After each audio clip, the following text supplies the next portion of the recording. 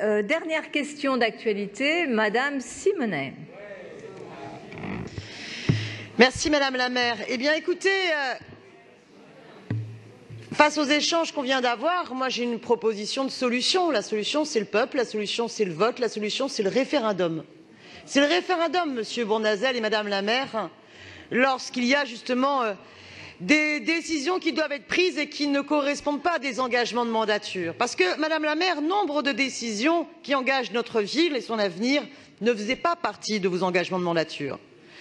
Pourquoi refusez-vous aux Parisiennes et aux Parisiens de s'exprimer sur ces sujets nouveaux et viteux pour notre ville? François Ruffin, vous savez, député France Insoumise, profitait hier des questions d'actualité à l'Assemblée nationale au gouvernement pour interpeller sur l'enjeu du référendum. Une alerte pour sauver l'aéroport de Paris, mais pas que. La démocratie ne saurait se limiter à voter et à déléguer le pouvoir à une poignée qui, durant un mandat, décide pour d'autres. Le peuple va pouvoir, et nous en sommes nombreux à l'espérer, reprendre son destin en main. Le gouvernement veut vendre l'aéroport de Paris? Eh bien, on va l'en empêcher. On signera, nous signerons. 4,7 millions de signatures devront permettre l'organisation d'un référendum. Alors évidemment, ce n'est pas encore le référendum d'initiative citoyenne demandé, revendiqué par les Gilets jaunes et approuvé par une large majorité dans notre pays, selon toutes les enquêtes d'opinion. Mais c'est bien grâce à eux que ce référendum va avoir lieu. Il doit en appeler d'autres parce que l'urgence climatique et sociale exige de toute autre mesure. Eh bien, à Paris aussi. Madame la maire, vous n'étiez pas favorable aux Jeux Olympiques quand vous étiez candidate et vous avez changé d'avis après avoir été élue sous la pression du président de la République. Eh bien, que le peuple tranche. Vous voulez imposer la tour triangle énergivore, les tours de Bercy-Charenton? Nous voulons décider nous-mêmes, aux citoyens de choisir et de décider. Vous voulez sacrifier le tunnel des artisans, frigidaire naturel, bien commun exceptionnel et précieux? Nous voulons décider nous-mêmes. Vous voulez vendre la moindre friche, terrain d'éducation physique, dents creuses, au mépris de la préservation des espaces en pleine terre, alors que nos quartiers populaires vont prendre de plein fouet les canicules et le changement climatique? Nous voulons décider nous-mêmes. Vous voulez imposer des panneaux numériques publicitaires énergivores qui vont aggraver le matraquage publicitaire? Nous voulons décider nous-mêmes. Vous refusez de prendre des arrêtés anti-expulsion et de réquisition des logements vides ou d'user de votre droit d'expropriation? Nous voulons décider nous-mêmes. Vous laissez Vélib dans les mains d'un opérateur privé, Smooth & Go, incompétent, avec le fiasco qu'on connaît, qui piétine le droit du travail, au lieu de municipaliser ce service public? Nous voulons décider nous-mêmes. Vous êtes empêtrés dans le chaos du free floating? Eh bien oui, décidons nous-mêmes. Vous avez décidé de confier les PV à des entreprises voyous, de dépecer l'hôtel Dieu pour le tourisme VIP d'un restaurant gastronomique et même livrer nos crématoriums au marché, comme si les cendres de nos morts étaient des marchandises. Eh bien non, nous voulons décider nous-mêmes.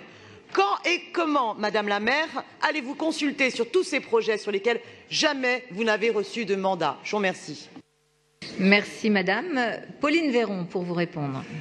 Madame la maire, Mesdames et Messieurs les conseillers de Paris, vous nous interrogez, Daniel Simonet, sur la démocratie et notamment le référendum.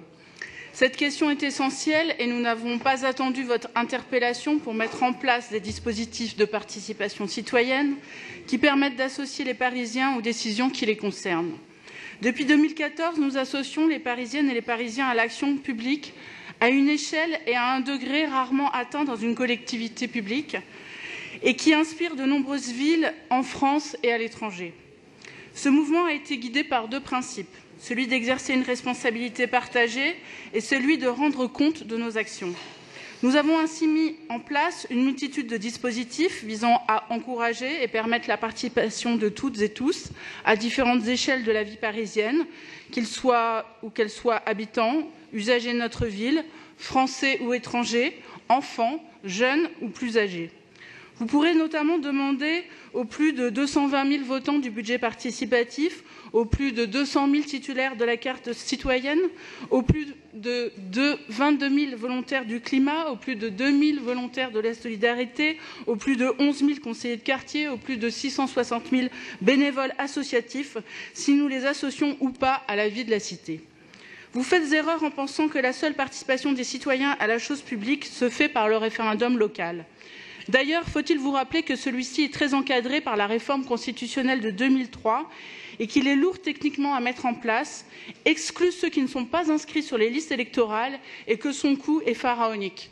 Plus de millions d'euros par vote.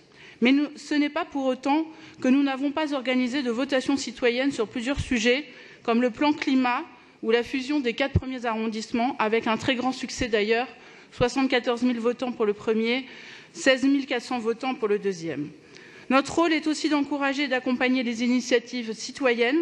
Les différentes expériences que nous avons menées à Paris révèlent une chose: quand on donne la parole aux citoyens, ils la prennent. Quand on leur donne les moyens de faire, ils le font. C'est ce choix que la maire de Paris a fait depuis 2014. C'est ce choix qui a été poursuivi avec la conférence parisienne de consensus en février et en mars dernier.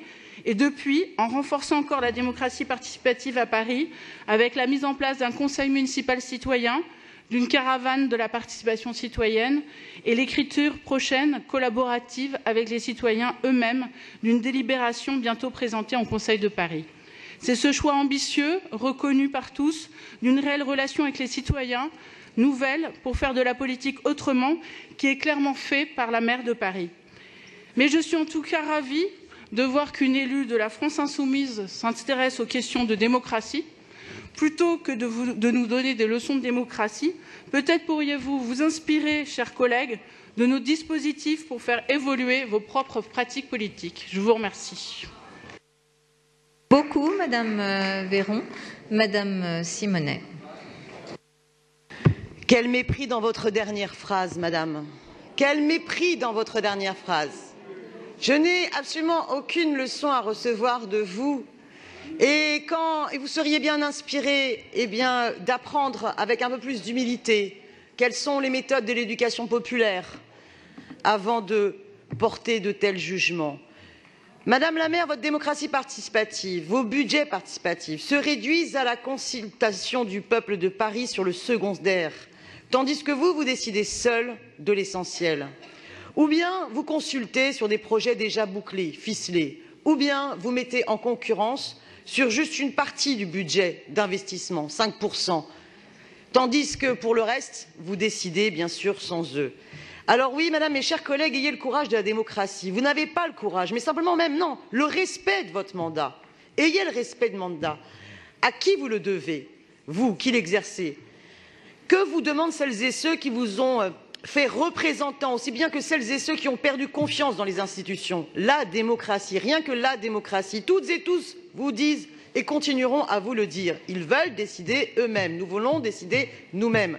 Et donc, cessez de prendre des décisions importantes sans jamais demander l'avis. Et sur les grands dossiers qui ont pu faire débat ici, pas toujours parce que c'était des débats organisés, mais bien souvent parce que nous avions, par le biais de vœux, les uns et les autres, amené les sujets sur la table. Eh bien, sur ces grands sujets-là, vous n'avez pas consulté, vous n'avez pas concerté. Alors oui, madame la maire, le temps des simulacres démocratiques et des budgets participatifs réduits à 5% est révolu. Le référendum d'initiative citoyenne ou le référendum d'initiative locale n'existe pas encore en droit, mais rien ne justifie que les Parisiennes et les Parisiens ne puissent pas s'exprimer. Que le peuple reprenne son destin en main et je pense qu'il en prendra le chemin. Merci beaucoup.